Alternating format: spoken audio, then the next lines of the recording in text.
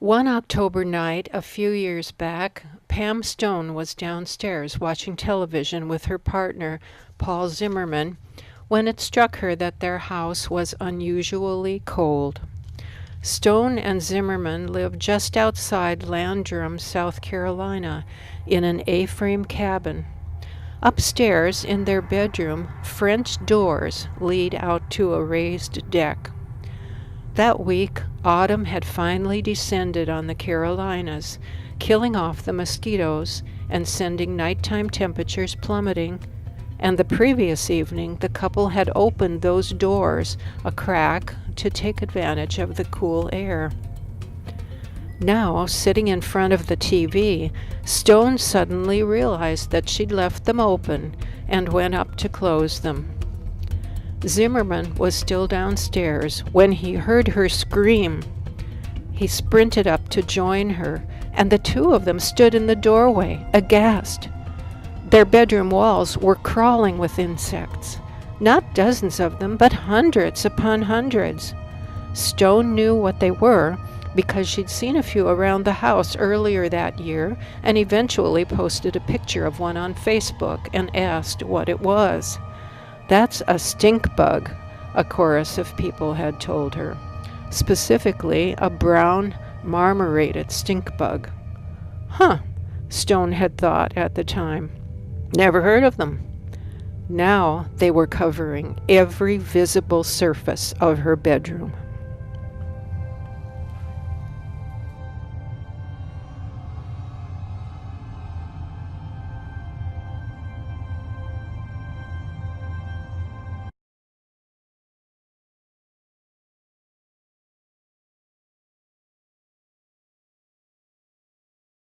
"2017 was our first year with stink bugs. We found one or two that year, not too many. They went away come springtime, and then this past winter, the 2018 winter, we had quite a few more, a lot more than we had in the first winter. I'd say during the peak of winter, we were finding between 3 to 5 a week, sometimes 2 or 3 in any given day. I don't know if the stink bugs are a concern as much as an annoyance. They're big, they're obvious, they bother the dog, and they kind of sort of fly around a little bit, which is unsettling. And I know that if you disrupt them, they can cause a stink. So it's kind of this game of trying to get them out of the house without setting off any kind of a stink reaction. So they're not a problem. They don't get in the food. They don't eat anything. They don't cause a mess. They're just kind of there. They're an annoyance, and you kind of get out of bed at night and have to get them out of the room. I grew up in New Jersey, and we didn't have stink bugs in New Jersey at all. I moved out here a couple stops on the East Coast, and then I was out here in the year 2000. And since I left New Jersey in the mid-90s, the stink bugs hit New Jersey. And so my mom would tell stories of these stink bugs that are all over. And she thought she saw one out here a few years ago, and she said, "It can't be a stink bug. They're in New Jersey," so we didn't think anything of it. But when I saw one in the house, I didn't think anything of it, so I put it outside like I would any other bug. And then I went back inside and saw another one, and I had this thought that something told me that sounds like the thing my mom talked about in New Jersey. That sounds like a stink bug. And so I got on my phone, I looked up the image of a stink bug, and I said, yeah, sure enough, it's a stink bug. And so I decided that time to not bring it back outside. But I looked up, I saw it was an invasive species, and I knew this wasn't a normal be nice to the bug mission. I have, as far as the odor of the stink bug, I have been very successful in not setting that off. I have yet to smell a stink bug, which is always my goal. So when one falls off the wall into the ground, I'm very careful to find where it went because I don't want the dog to step on it. I don't want to step on it. I get it in the bag as quick as I can, and then once it's sealed in the Ziploc bag, I don't smell it. So I've been successful so far in not knowing what a stink bug smells like. I haven't talked to my neighbors directly about it, but I posted it on Tumwater Hill out of curiosity, on the tumwaterhillnextdoor.com site, out of curiosity if anybody else had stink bugs, and I don't use that site very often. I couldn't believe how many people responded to my posting, hundreds of postings, and it went on for months. I get an email when someone new posted, and for months I was getting notifications of more people saying they're finding stink bugs and giving their stink bug stories. And that's when the Olympian found me, and they called to do an interview because they saw all the activity on the Nextdoor site. And so given that internet reaction, I would say yes, the stink bugs have arrived on Tumwater Hill. according to Michael Bush from Wazoo, the stink bugs usually show up in small numbers for a while and then they'll come in mass. So I have been worried about how they're getting into the house. It sounds like a fairly complicated procedure to keep them out of your house. You have to seal up all of your cracks and you have to do a lot of extra work to make sure that they don't come into your house. Once you have a large number of them, my understanding is they're kind of hard to get rid of. The good news is they tend to come inside when it's cold out. So now that it's spring, we haven't seen them anymore. So it may be the kind of thing you have to ride out and then figure out over the summer a plan of attack for the next winter.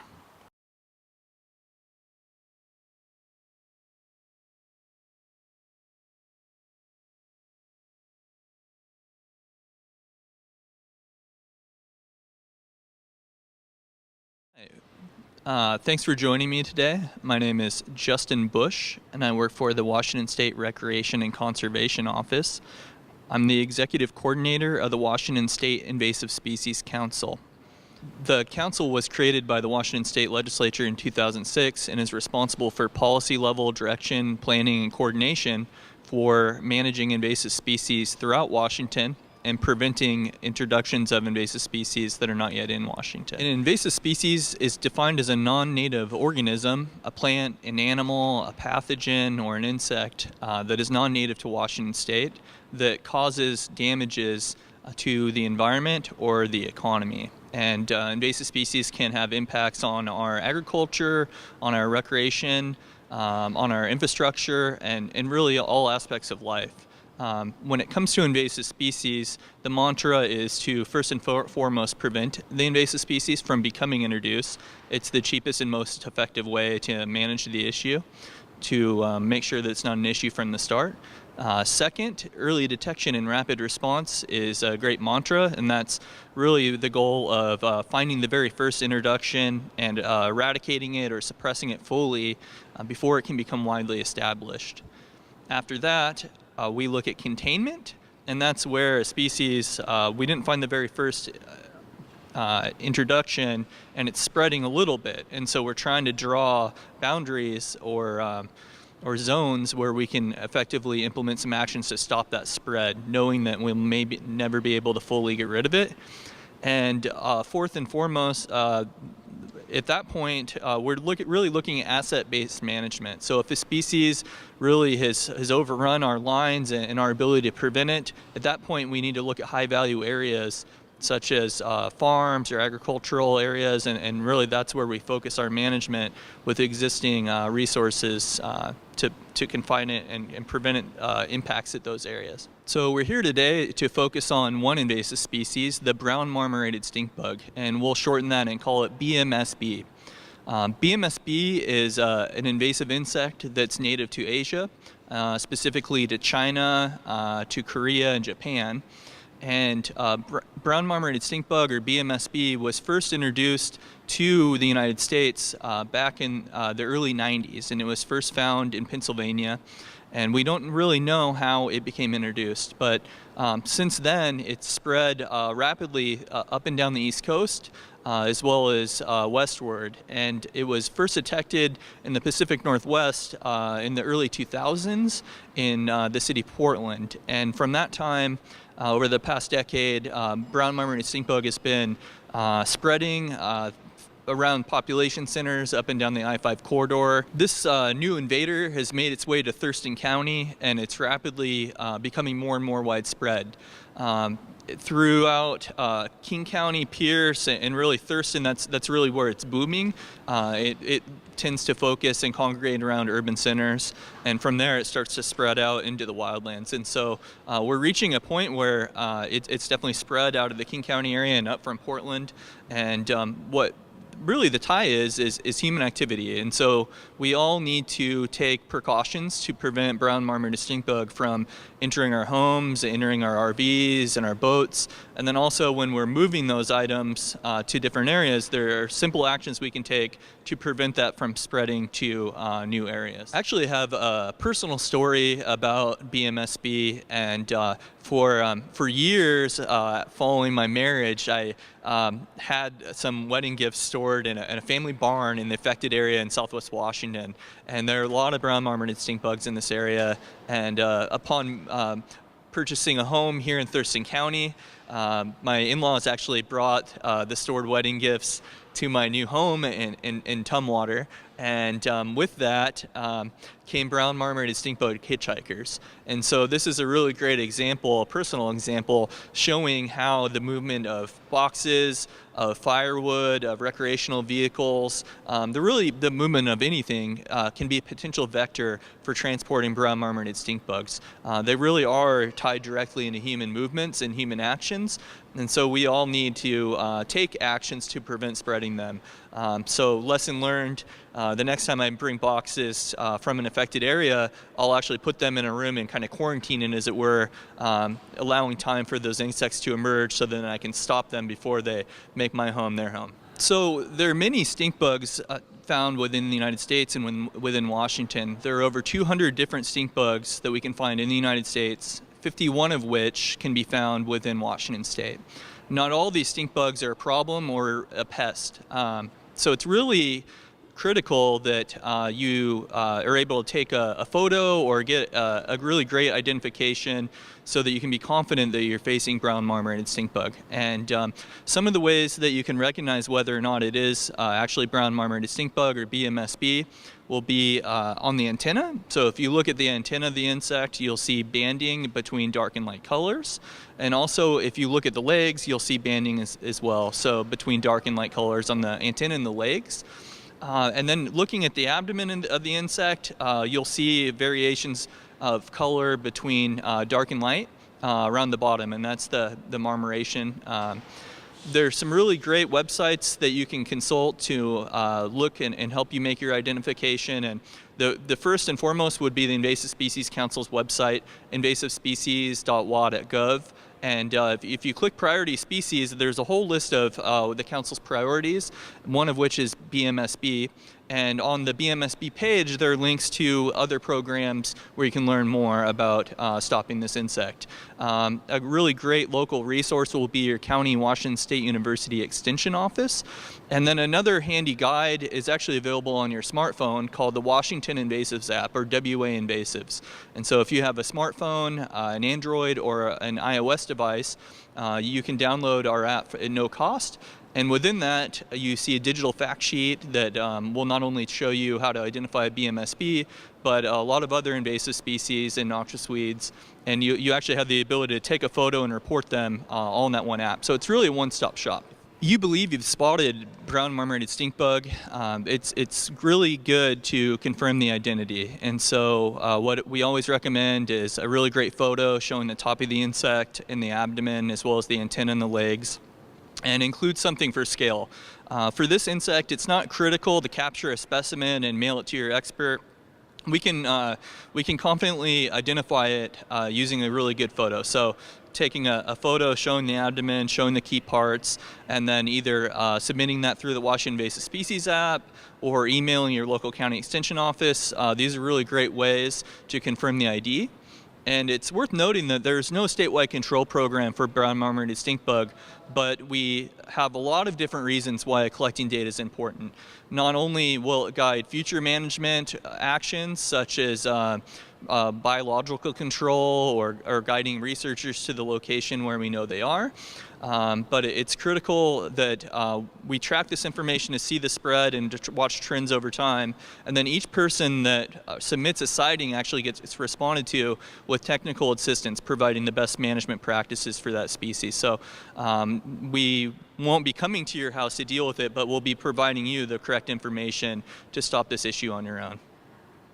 When invasive species first arrive in a new area, oftentimes we don't see the massive impact immediately. It takes time for a population to build and boom before small damages become large enough for us to really take notice. And in not all cases, this is true for introduced species, but with invasive species, oftentimes we see what's called a lag period, where an invasive species is present at a low level in the environment before an exponential expansion. And there are some that believe that we're nearing that threshold for brown marmorated stink bug in urban areas and areas that it's been established for over 10 years. And as the species becomes more and more widespread, the impact will also become more apparent. And we're really concerned in our agricultural areas. This is a pest of fruit tree species, and so this is certainly high risk for apple production in central Washington. And the central Washington farmers are doing a great job in monitoring for it and trying to prevent the spread in that area. But I think that there's also potential damages to arboretums, to native plant nurseries, and really to the natural systems that we're probably not monitoring as closely as maybe we could. And so we definitely look for everyone to be mindful of this species and report it when they're recreating. If you're at your local arboretum, just be mindful, and if you see it, snap a photo, and if you see something, say something. That's really how everyone can help us the most. So I mentioned different strategies that we can take within Washington State to manage invasive species, and we can really apply this to the kind of the home level as well. And so I'd say first and foremost, we all should look at prevention. And so one of the biggest nuisances of brown marmorated stink bug is that it tends to congregate indoors, and it can become a situation where there are thousands on your walls, crawling across your floor during certain times of the year. And it's really something that people really don't like. And so first and foremost, by preventing the issue, you're not going to have the issue. So look at potential pathways for the insect to enter your home for overwintering. Look at cracks and seal them up. Areas where wires or pipes enter your homes, look at those and investigate it. And if there's any issue, seal that up. One area that's often overlooked is the seal underneath of a door, and so your door may look like it's quite secure, but there may be a crack underneath, and the insect can crawl through that. As well as screens on windows, make sure that they're in good repair and they're also as tight-fitting as possible. So by taking those actions, hopefully we can prevent having the issue in the first place.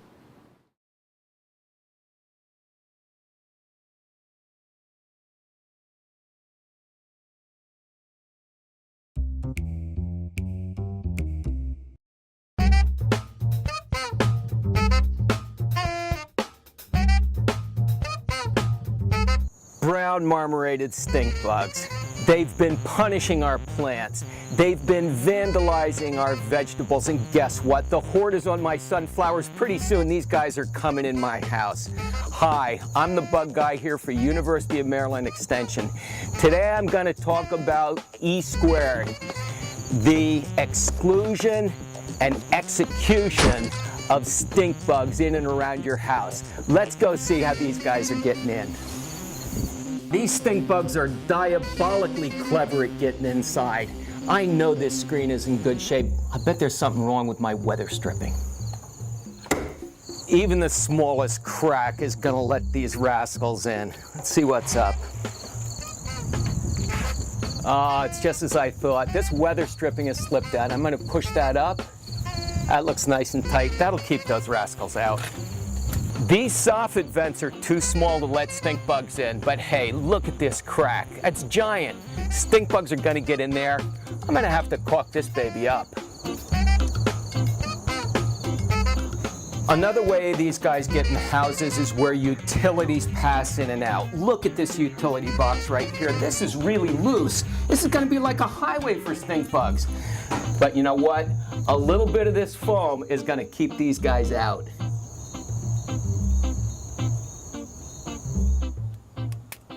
Stink bugs love the attic.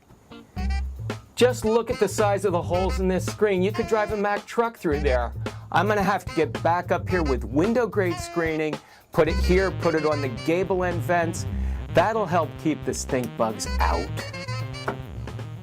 Air conditioners, whether they're in windows or in walls, can really let in a lot of stink bugs. There's a lot of gaps around them. You gotta caulk these things up, get a cover, put it over the air conditioner. That'll keep them from getting through. The other thing you can do if you have stink bugs is buy a stink bug trap. These traps will really capture and kill a lot of stink bugs. We've talked about trapping, we've talked about exclusion. Let's see how we're gonna execute stink bugs once they get inside the house. Hey, let's face it, you're gonna get a couple stink bugs in your house, but don't freak out. These guys aren't gonna breathe, they're not gonna bite you or your kids. Now it's time to catch these things and execute them. You can make a pretty simple stink bug trap with a water bottle. You cut off the top, you turn it over, it makes a funnel. Then all you have to do is take it, place it underneath the stink bugs, and the stink bugs are going to fall right in there. Sometimes there are just too many stink bugs to catch in a bottle. It'd be much easier to simply get these guys with a vacuum.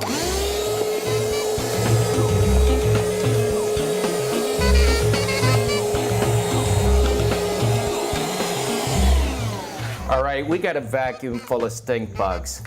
What are we going to do with them? I'll show you what not to do first. Dropping them down the toilet. You're going to waste a lot of water doing this. I have a more environmentally sound way to execute stink bugs.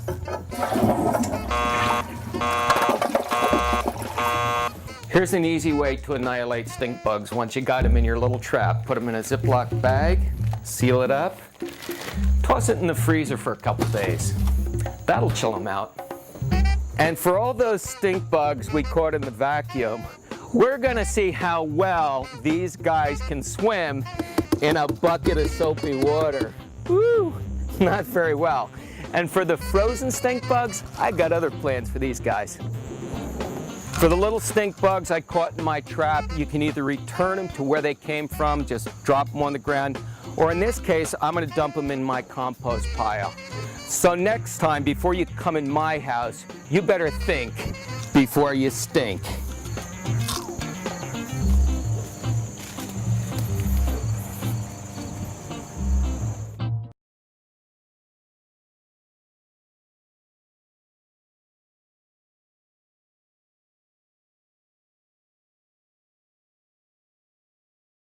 I'd say the most important thing that everyone should know is that humans and human activity are directly tied to the movement and spread of BMSB. And so we all need to be vigilant in terms of detecting it and reporting it, and then in terms of taking precautions to prevent the spread. It's really up to us to stop the spread of brown marmorated stink bug. So as you're moving across Washington or to a different area, definitely being vigilant about cleaning everything and not being a vector in terms of moving boxes or firewood. That's really important. And brown marmorated stink bug are actually moving within vehicles, recreational vehicles, and boats. And so is it spring or summer and you're starting to get outside and enjoy the outdoors within Washington, take some precautions before you leave your home and make sure that you're not spreading invasive species out into the natural environment. And then conversely, when you're finished recreating, clean everything again, because you don't want to take something from where you're recreating back home with you. So it's really up to us to stop invasive species. And if you're looking for more information, feel free to contact the Washington State Invasive Species Council.